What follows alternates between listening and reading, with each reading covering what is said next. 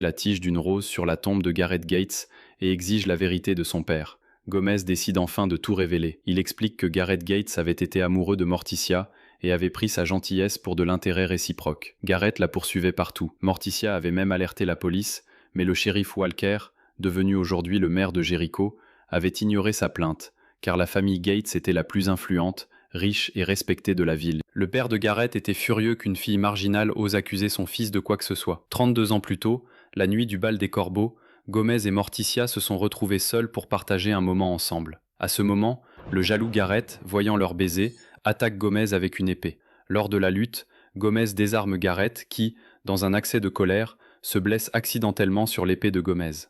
Gomez est ensuite accusé de l'incident. Après avoir entendu cette histoire, Mercredi la trouve crédible.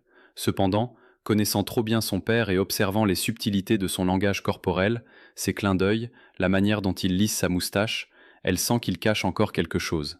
Mercredi se rend ensuite au bureau du shérif et affirme qu'ils ont arrêté la mauvaise personne et que son père est innocent. Elle note que le retour de son père en ville le jour même du suicide d'Anwar et de la rédaction de cette fameuse note ne peut pas être une coïncidence. Le shérif lui répond qu'ils ne sauront jamais toute la vérité, quelqu'un ayant obstrué la caméra de la morgue. Il lui montre ensuite les résultats de l'ADN provenant de la griffe et du chiffon ensanglanté. Aucune correspondance. Il rappelle que Gomez avait autrefois avoué le meurtre il y a 32 ans. En plus de la mort de Gareth, le shérif estime que Gomez est responsable de la destruction de toute la famille Gates.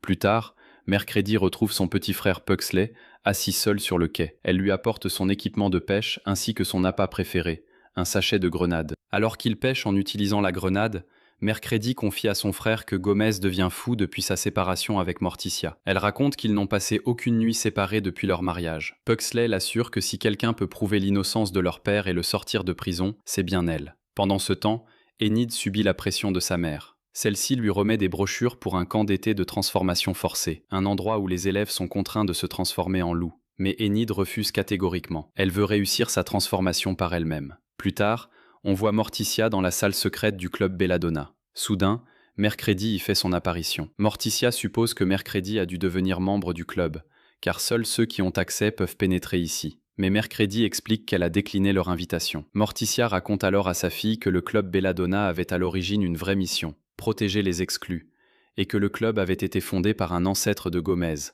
l'un des premiers colons mexicains, nommé Goody Adams. C'est Goody Adams qui avait tué